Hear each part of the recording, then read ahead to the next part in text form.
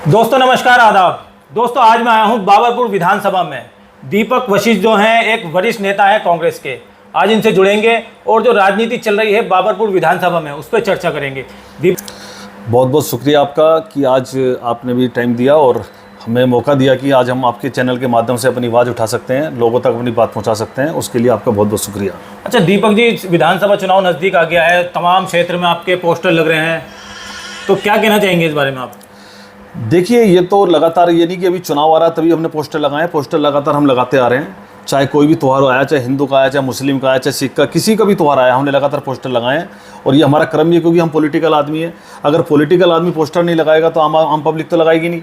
और दूसरा, जो पार्टी हमारे काम कर रही है, जो देश के अंदर अच्छे काम कर रहे हैं, 70 साल कांग्रेस पार्टी ने राज करा है, तो उसको देखते हुए आज हमें लोगों तक अगर अपनी बात नहीं पहुंचाएंगे, आज देश के हालात कितने ख़राब है सब जानते हैं। 10 साल से जब से मोदी सरकार आई है देश के अंदर, तब से हालात बद से बदतर हो गए हैं। देश को बर्बाद किया जा रहा है, देश को बेचा जा रहा है। तो अपनी आवाज़ उठाने के लिए, लोगों तक पहुंचाने के लिए कम से कम पब्लिक को पता होना चाहिए कि कांग्रेस के लोग अभी हैं और जिंदा है।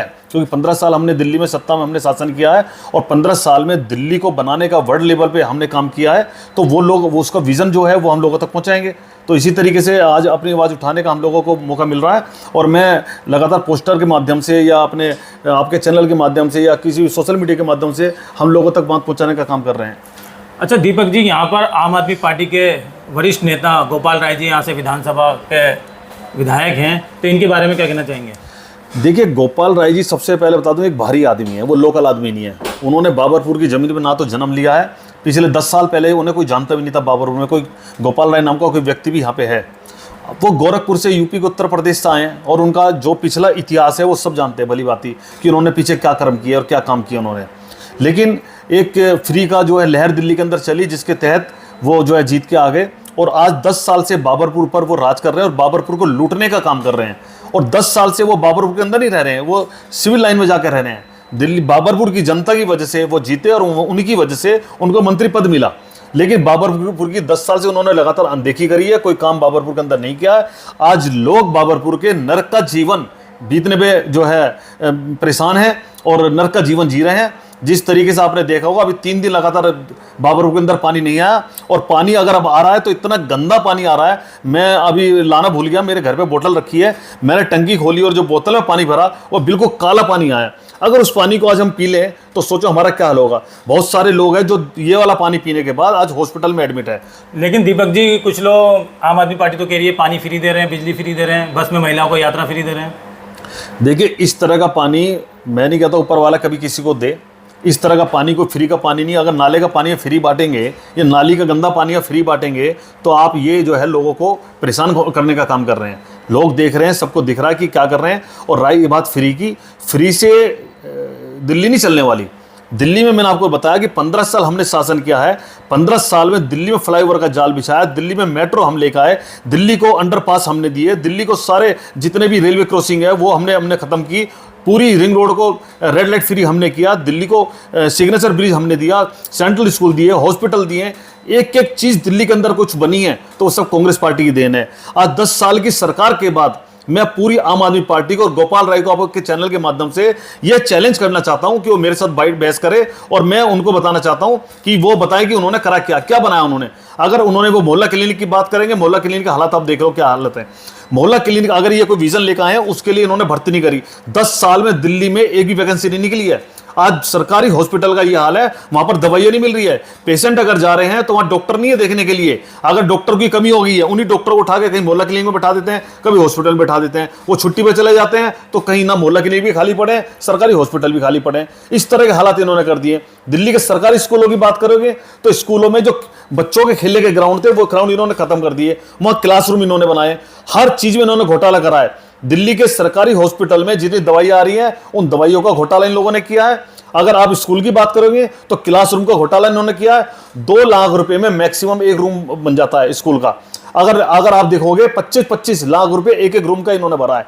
इनको अब की बार दिल्ली की जनता जो है सबक सिखाने वाली है और बहुत तगड़ा जवाब इनको देने वाली है। जिस तरीके से इन्होंने भ्रष्टाचार किया है उसका जवाब अब की बार दिल्ली की जनता इनको जरूर देगी। अच्छा, तमाम जितने भी मंत्री थे, नेता थे आम आदमी पार्टी के, वो जेल से बाहर आ गए हैं और आप देख रहे होंगे पूरी दिल्ली में प्रचार के लिए उतर चुके हैं।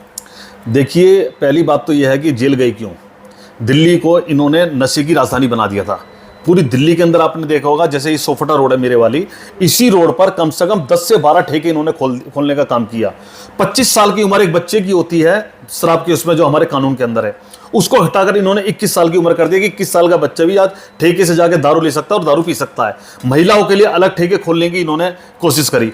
उसके बाद एक के साथ एक फ्री बोतल देने का मतलब इन्होंने वादा किया, पूरी बोतल इन्होंने देने का काम किया। उसके बाद पूरी दिल्ली को नशे की राजधानी बनाने का काम इन लोगों ने किया, और उसमें कितना बड़ा घोटाला करा वो आपके सामने। ईडी ने लगातार इनके मंत्रियों को, मुख्यमंत्री को, सबको जेल जाना पड़ा। और ये कोई जंग लड़के नहीं गए, कोई अच्छा काम करके नहीं गए, सबने भ्रष्टाचार किया है। दिल्ली सरकार का कोई ऐसा डिपार्टमेंट अछूता नहीं है जिसके अंदर इस सरकार ने भ्रष्टाचार नहीं किया है। दिल्ली की जनता की आंखें खुल चुकी है, और मैं आपको विश्वास दिलाता हूं अब की बार जो चुनाव दिल्ली के अंदर होने जा रहा है, इसके अंदर आम आदमी पार्टी जीरो आ रही है। दिल्ली की जनता अब इनको बाहर का रास्ता दिखाने जा रही है। अच्छा दीपक जी, विधानसभा चुनाव में टिकट की दौड़ में आप भी हैं, लेकिन आपका नाम सबसे ऊपर चल रहा है। और एक बात ये भी जानना चाहता हूं, अगर आपका टिकट नहीं होता है तो क्या आप कोई नाराजगी पार्टी से जताएंगे? देखिए, पार्टी से नाराजगी हमारी कोई नहीं है, ना हम पार्टी से नाराजगी दिखाएंगे। सबसे पहली बात, टिकट मांगने का अधिकार सबको है।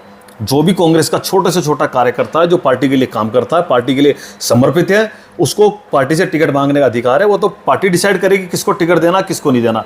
जिसको भी पार्टी आपके और हमारे बीच में भेजेगी, मैं आपको विश्वास दिलाता हूं कि मैं तन मन धन से उसका साथ दूंगा। मेरा मोटिव है यहाँ से कांग्रेस जीतनी चाहिए, और कांग्रेस को जिताने का काम मैं नहीं, कांग्रेस का एक एक कार्यकर्ता, सब लोग मिलकर, और बाबरपुरी जनता अब की बार कांग्रेस को यहाँ से विजयी बनाएगी। अच्छा, आम आदमी पार्टी कहती है कि एलजी उन्हें काम करने नहीं दे रहे, इस बारे में क्या कहना चाहेंगे?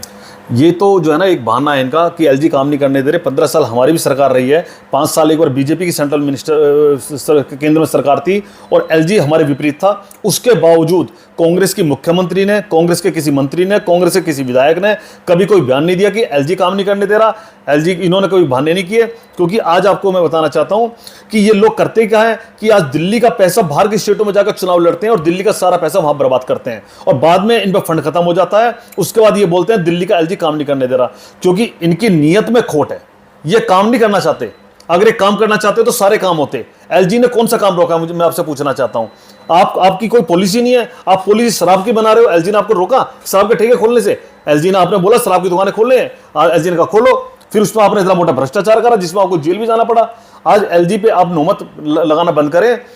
केजरीवाल जी के पिछले इंटरव्यू उठा के देख ले, ये वही अरविंद केजरीवाल है जो बोला करते थे कि दिल्ली का मुख्यमंत्री इतना कमजोर नहीं है, मैं दिल्ली का लॉ एंड ऑर्डर इतना ठीक कर दूंगा, मैं दिल्ली के अंदर ये कर दूंगा, मैं दिल्ली के अंदर वो कर दूंगा, मैं सिक्योरिटी नहीं लूंगा, बंगला नहीं लूंगा, गाड़ी नहीं लूंगा, कुछ नहीं लूंगा। उसके बावजूद हर चीज इन्होंने ली, और दिल्ली के अंदर आज सबसे कमजोर मुख्यमंत्री दिल्ली के इतिहास में अगर कोई बना है तो अरविंद केजरीवाल बना है। ये इनके बहाने के एलजी काम नहीं करने दे रहा। मैं आपसे कहना चाहता हूं इनकी नीयत नहीं है काम करने की, और दिल्ली की जनता सब देख रही है। और आने वाले वक्त में दिल्ली की जनता अब की बार मजबूत सरकार और मजबूत मुख्यमंत्री दिल्ली के अंदर देगी, जो कि कांग्रेस पार्टी आपको देने जा रही है। अच्छा, मेरा आखिरी सवाल ये है, आपके जो दिल्ली प्रदेश अध्यक्ष हैं देवेंद्र यादव, उनके बारे में आप क्या कहना चाहेंगे?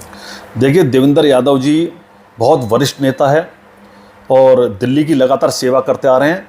मैं उनको जो है काफ़ी सालों से जानता हूं।